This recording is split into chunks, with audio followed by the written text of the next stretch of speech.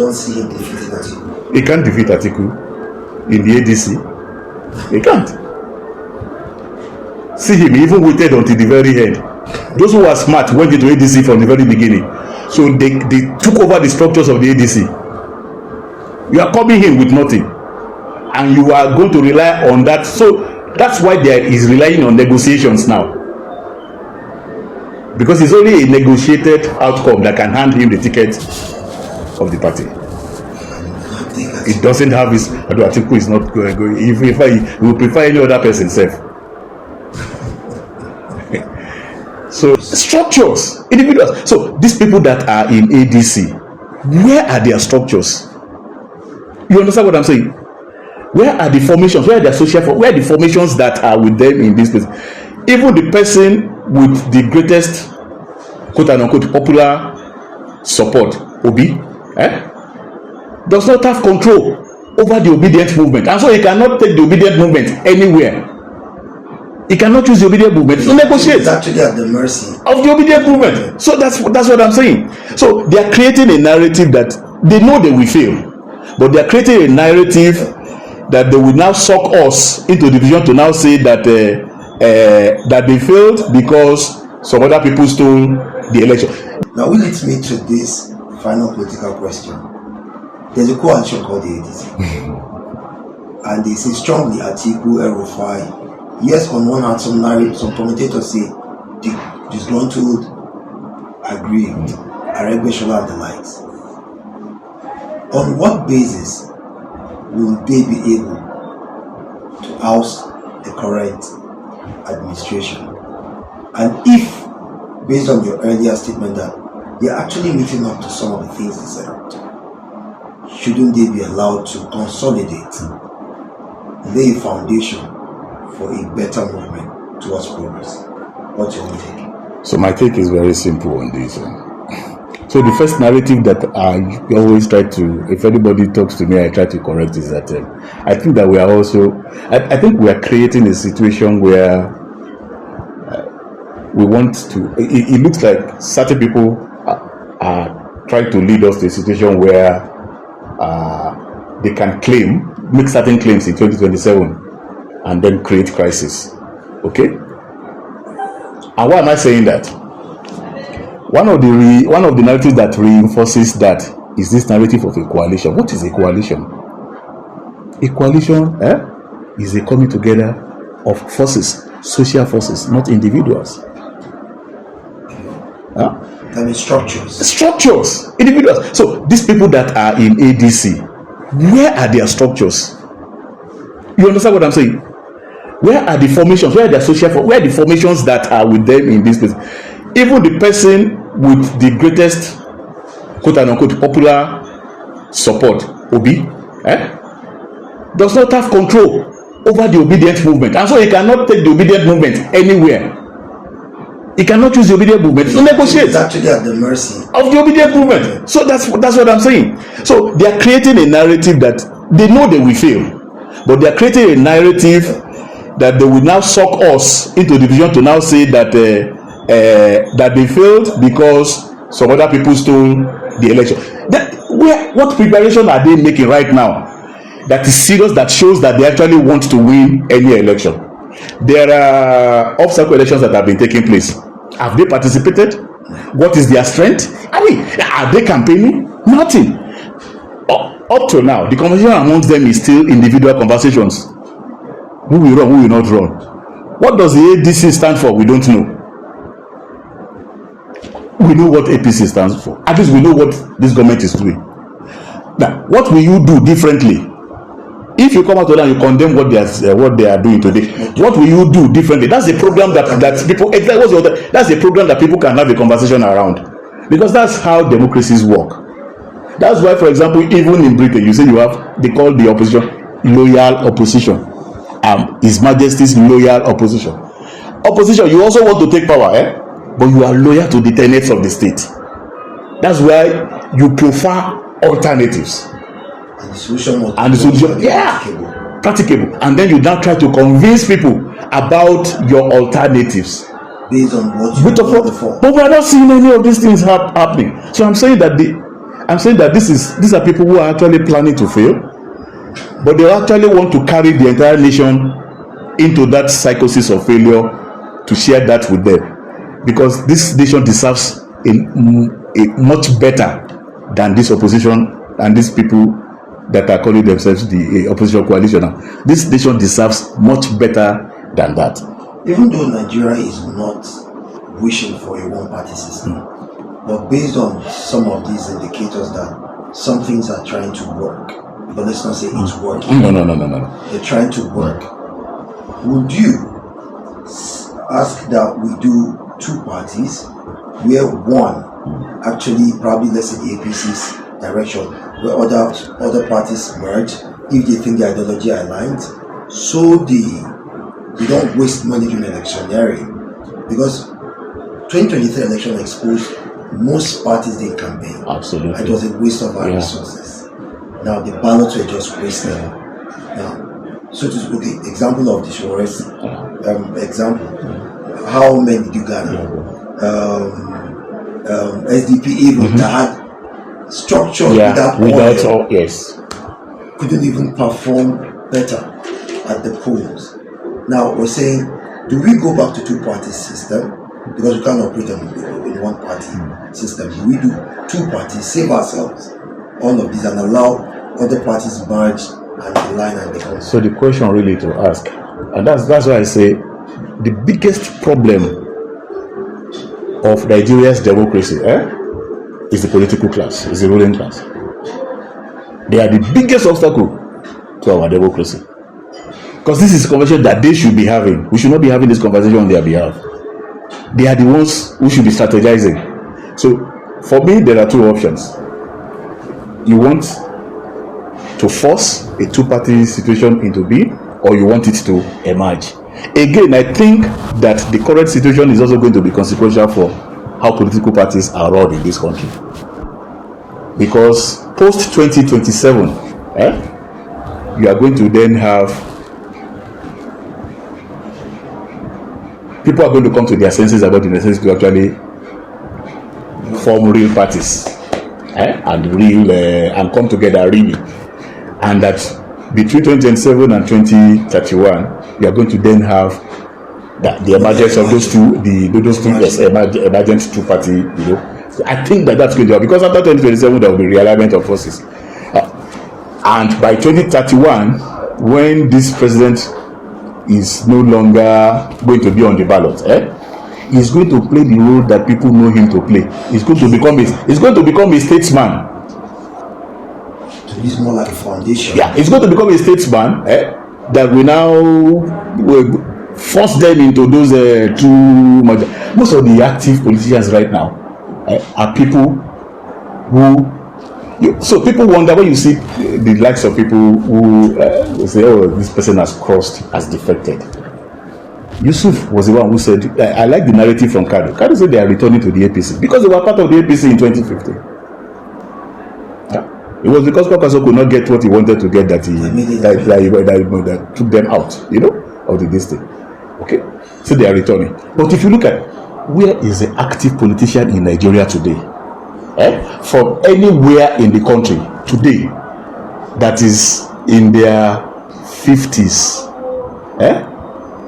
to 60, that has not been a beneficiary at one point or the other in their political life of Tinubu, and that therefore do not have some form of loyalty to him. And beside the brand, political brand. Exactly. I mean, who, regardless of which party they are in Nigeria today. And so, I mean, look at what is happening in Rivers State, for instance. You have a situation where in Rivers State you can talk of APC, but you also have a renewed hope family, which includes people who are not APC. And then you say, you are the leader of the APC. But this person is the leader of the renewed hope family. And the APC is part of the renewed hope family. And you see what? Two opponents, but loyal. Two structures, but loyal to the same person. So, and that for me is a configuration that we become accelerated after 2027 elections. And that's where the real conversation about a two-party structures will come. Look at some of the experimentation that they're trying to do in terms of... We've been talking that Nigerian parties are not membership-based parties. They are saying they are going to prove that wrong. They are registering people. Now, we can say that people can register. The next question is, what level of control do they have over their party? But let them register first. Yes, let them register first. Then let people who then want to mobilize them within the structures of the party.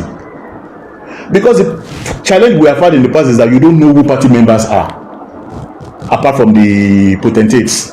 You don't know who party members are, because somebody today is active in the rally of this party, tomorrow is active in the rally of the other party, and identifies with the both parties and says they are party members. So we don't have parties that are actually party members. One of the reforms that has, one of the last key electoral reform that we need. So for me, all these things that are talking about the electoral act, this electoral act that we have is sufficient. In a sane country, it is sufficient.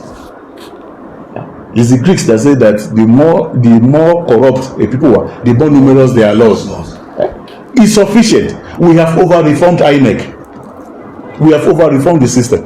The one element that we have left not reformed are the political parties. And you can't get democracy right without parties. So parties have to be membership-based. Parties have to be platforms where policies are debated and discussed before they get to the party. That's what happens in other climes. And they lobby for those things to happen. And that's why parties then want to win majority so that they can implement their policies. But the first debates about policies happen in the party. In our country, the debates happen outside. The parties are spectators because there's really no party. So I think that all of these things are going to change. With this that you just set up, I'll be taking you back to the Obidient movement that you mentioned. Daily, it is either Peter Obi or nobody. Come 2027, in ADC and the presidential election, general election, if it comes, what would you say to them? And secondly, if Obi goes to the primary with the likes of Atiku, can Peter Obi defeat Atiku? Because with all history has shown, Atiku has never lost taking the ticket when they go to primaries. Would this be the first time so the lose to his political godson? So the question is this. Two. Yes. Obidient say it is Peter Obi and nobody because blood will flow. They've said it several places. Second, can Peter Obi defeat Atiku for the ticket of ADC? Problem. The real question is Peter Obi a political strategist? He is not. He's not a strategist. He's not a builder. He's not an organizer. He doesn't build anything. Even the Labour Party, he was invited into the Labour Party. He was offered the platter of the Labour Party. What did he do with it? He left the Labour Party messier than when he entered it. So that's not the quality of a leader, of somebody who can actually build and organize. And because you can't do that, that's why he keeps looking for ready-made meal. He's still going to do this. See, on the eve of the ADC something, he's going to cross and go into another party that will then offer him the ticket. Oh no! I mean, he's going to do it. He's not something because he can't build. He's not building. You've just said the Obidient movement. He has not made any attempt to give that movement leadership. Instead, it is that movement that is leading him. Because he thinks that he can, as the opportunist that he is, he wants to ride on that movement, on the wave of the movement. Absolutely. Because I know it's not just even financially; it's even your intellect, your business. Provide leadership, really. He doesn't engage in conversations with them. So you actually fault the crisis and the fall of Labour Party. Oh yes, absolutely. His lack of leadership. I mean, the party itself was in a crisis, but he came in and he compounded that crisis. I was at the center of all those conversations at that beginning. The Labour movement was trying to reclaim the Labour Party, and we were saying we wanted to return that party to workers. So we were planning how do we open up membership to workers so that workers can pick up membership of the party, and then we were planning that we go to that convention and change that leadership and all of that. At the end of this thing, the leadership of the trade unions, of the labor leadership, went and connect with Obi and brought Peter Obi in at the last on the eve of the convention. Okay. Also likely because they themselves are afraid of letting workers own the party. You had that crisis, Peter Obi came, and with all that goodwill, you could not level your position. There was no. Tell me what he contributed structurally to the Labour Party. Structurally, forget finance. Structurally, you built that he contributed to the Labour Party, and he has left now. He has also left without any structure, still relying on the wave of the Obidient movement. And then as for the Obidient movement, the challenge with the Obidient movement, again, because the Obidient movement, there are two characteristics of the Obidient movement. More broadly speaking, it is youthful, and the Gen Zs seem to like it. That's one character. The other character is that it is also ethnic. It can have an ethnic manifestation.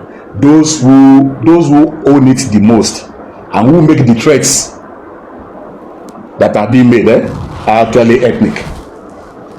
They are ethnic jingoists that have seen the movement, and they are using that movement now to do what they want to do.